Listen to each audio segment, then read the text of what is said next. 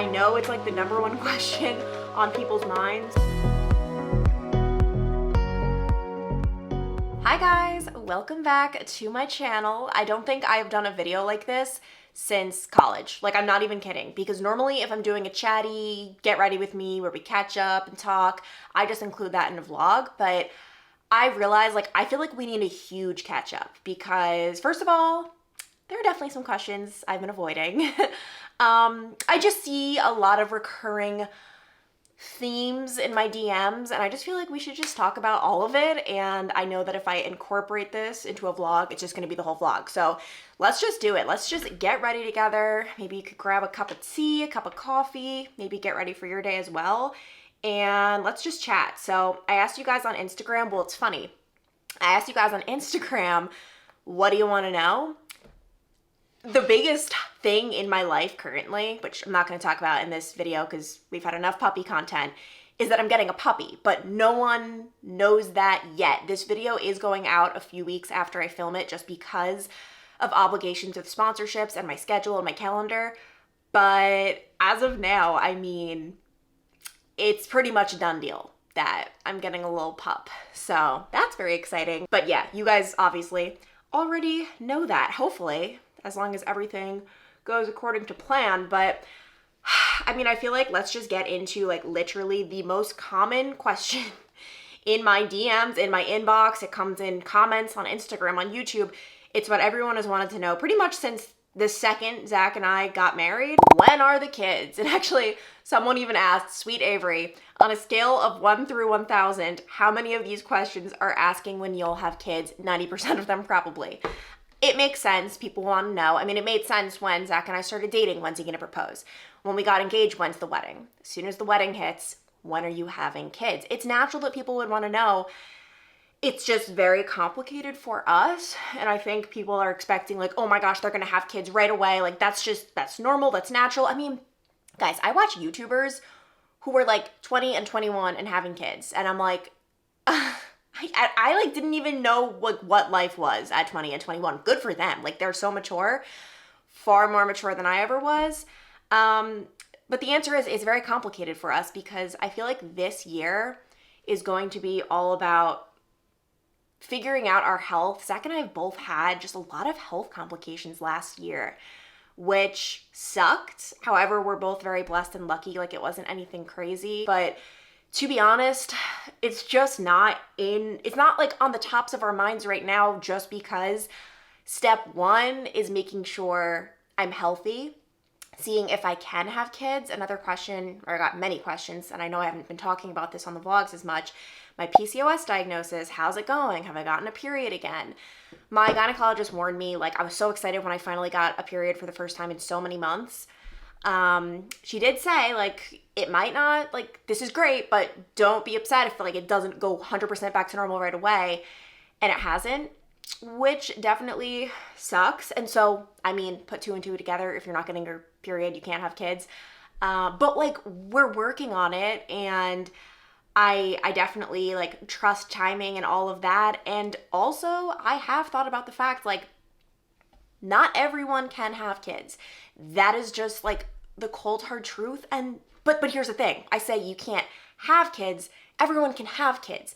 There's adoption and fostering and so many different avenues. And I know it's not traditional. I know it's not necessarily like the American dream. I'm not saying it's not wonderful. Like, I think one of the reasons for me, I'm so open to adoption, and I'm like, oh my God, of course, one of my best friends growing up was adopted. But yeah, I know it's like the #1 question on people's minds when you get married, but I just feel like this year is just going to be all about my health and getting on top of it and doing everything I can. And believe me, I am. Like, I work out 5 times a week. I am taking that medicine that doesn't always make me feel the best, but like, I'm determined to at least stick with it for, I don't know. I feel like I'll do anything to get back on track at this point, honestly. I take my vitamin D, my AG1, like all of it. I am doing everything I can. And at some point you just have to accept, like, this isn't in my power.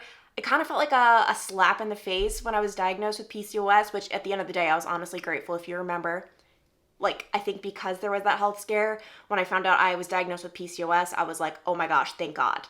Like, thank God it's not something worse.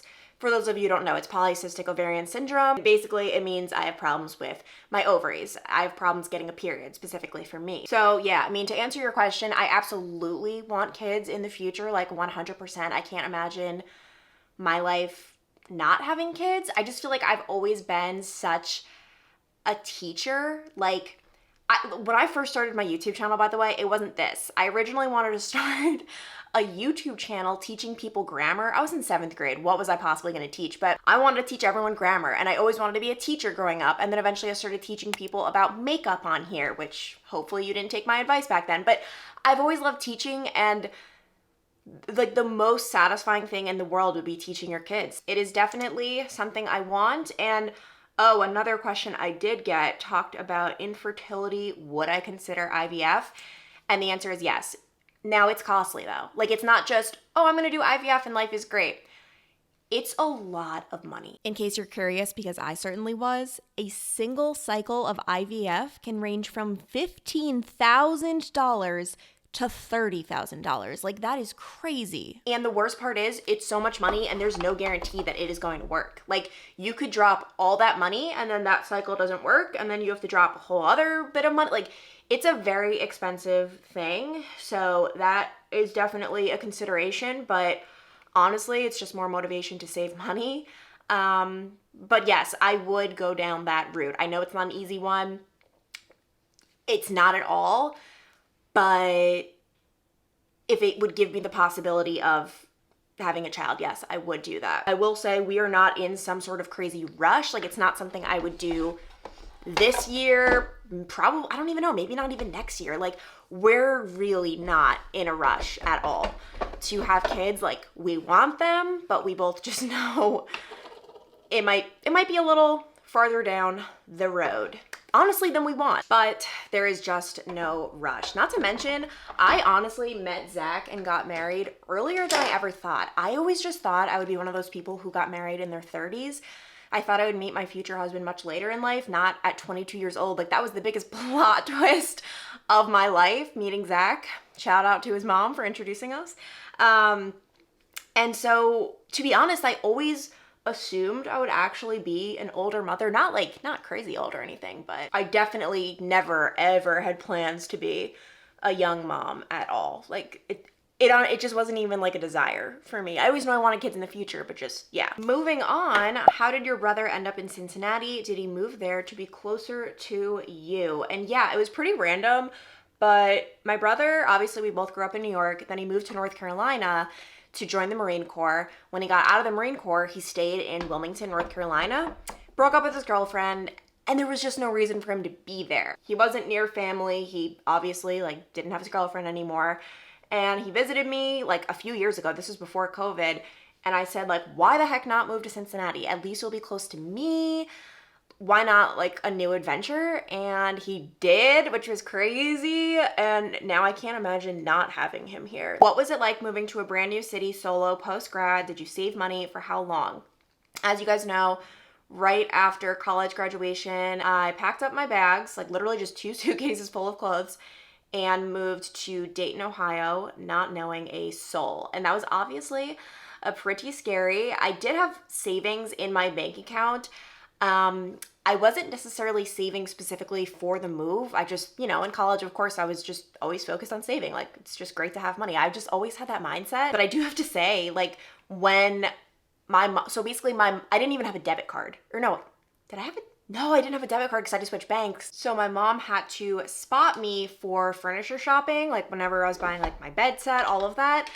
And I wrote her a check. And I'll never forget when she cashed the check, I looked at my bank account and it was just like, this is alarming, because I had to buy all new furniture. But it wasn't so alarming because I prepared. I went for the cheapest apartment I could find within reason. Like, obviously, I'm sure there were cheaper apartments, but I went for a pretty cheap apartment. There was this one down the street, like, I don't know, 5 minutes away, that I wanted to live in so badly.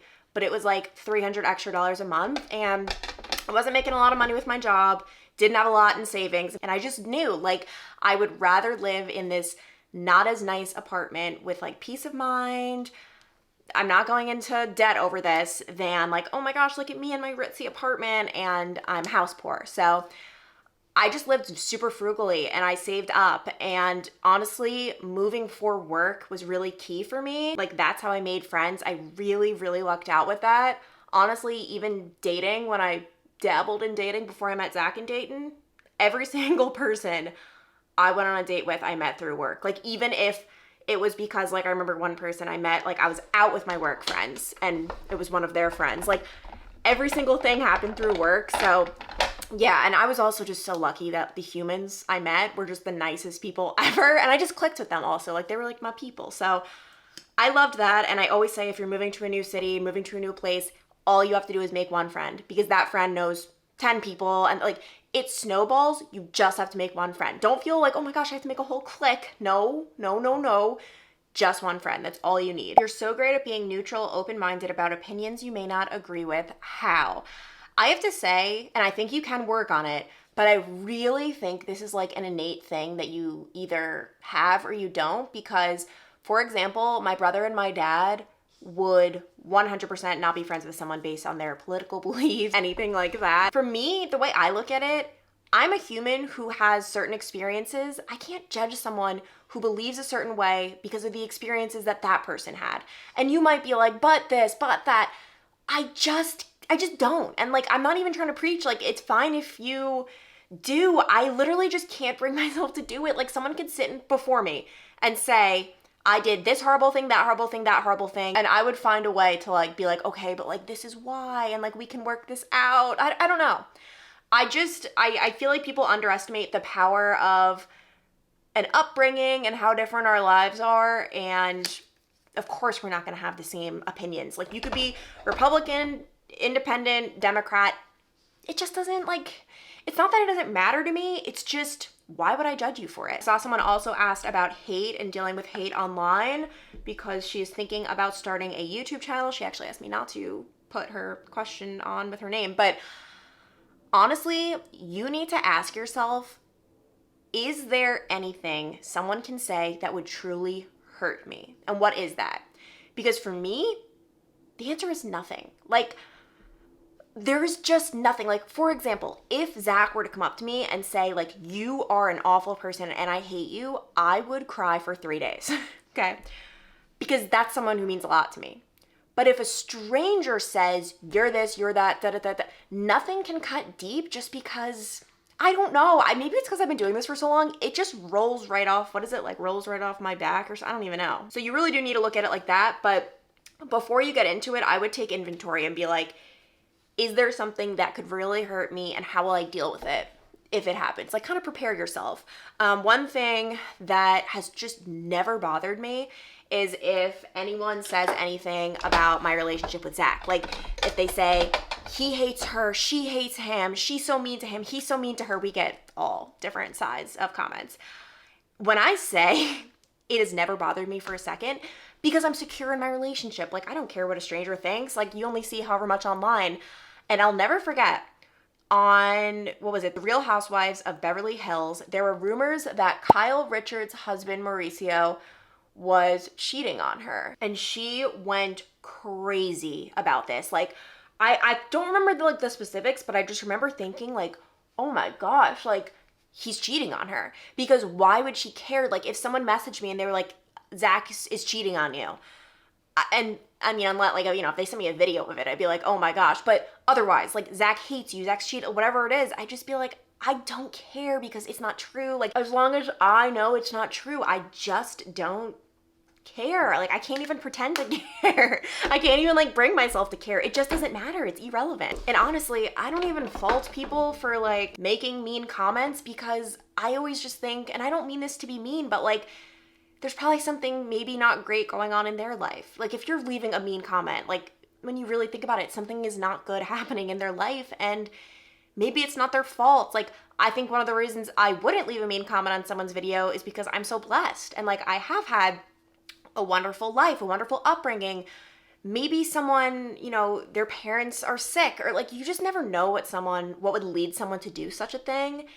And clearly something is not right. And so, yeah, I mean, like, I feel bad, and I don't think it's worth it to, like, you know, fight with people online. Every once in a while, I'll do a little snapback on the comments, honestly, just out of my own boredom and fun. But it's not worth it to, you know, clap back and fight and all of that. Like, what's it gonna do? What's it gonna accomplish? Absolutely nothing. Have you ever thought about being a radio host? I feel like you'd be good at that. Yes, I definitely had considered that even in college. I just think that'd be so fun. Honestly, like, it is less work than TV just because you're taking away a whole element, you know what I mean? However, the pay is really not there. Like, TV news, you know, a lot of people aren't raking in the dough. Obviously, in big markets you are, and once you get promotions at your job, you can make a decent living. But in radio, it is truly pennies, like absolute pennies. But I do think it'd be really fun, especially because, like, and I know what I'm doing right now is so visual. With TV news, I was so over having to like look great every day and worry about like, oh my gosh, the camera angles and what did I look like today? Like, I felt like every day when I would go back to the station and look at like my hits and I'd just be like, oh, that's what I looked like. Or like, I'd be anticipating it. Like, what did I, like, is it going to be bad? Which is not healthy, obviously. With radio, like, not having to deal with that, like, that feels really like liberating and nice, and just being able to like sit there, chill and chat. I mean, I love talking, obviously. So never say never. This sounds like, okay, this literally sounds like I'm teeing up a big announcement. No. I also did get questions from people asking if I am still considering getting a normal 9-to-5 job. And the answer is right now, I've put a halt on that. I know a few months ago, I was saying like, oh my gosh, this could be great. You guys remember I got rejected from that one job. And I mean, I'm someone who really believes everything happens for a reason. I'm honestly grateful for that. I just feel like it wasn't meant to be. And as of right now, no, I'm not looking. I just feel like, especially with the puppy in the mix, but that's not just like, if something perfect popped up, I'm open. But I'm just not, definitely not willing to just like settle. And I know I've said it before again and again. I just think in my mind, I have this idea, oh my gosh, corporate America, I've never done this, the 9-to-5 life, wow. I know I am talking it up in my head. And also sometimes I feel a sense of guilt for the job that I currently have, YouTube. Like, I feel guilty, like my schedule is so flexible and it's just, I see people working in careers they don't want. I get it. I relate. I was there. So I feel this sense of guilt, but imagine if I worked a job I hated just because I was guilty. Like, how crazy would that be? And that's not to say like I would hate a job, but I'm just saying I don't want to jump into something unless I'm like, oh my gosh, this is the opportunity of a lifetime. Maybe not a lifetime, but a really great opportunity.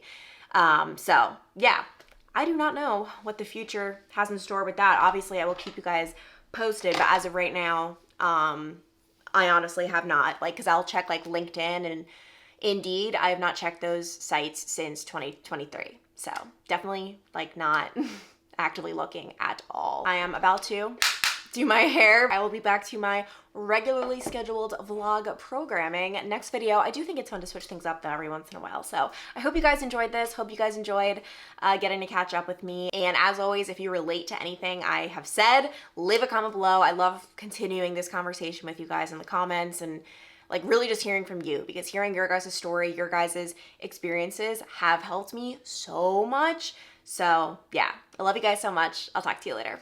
Bye.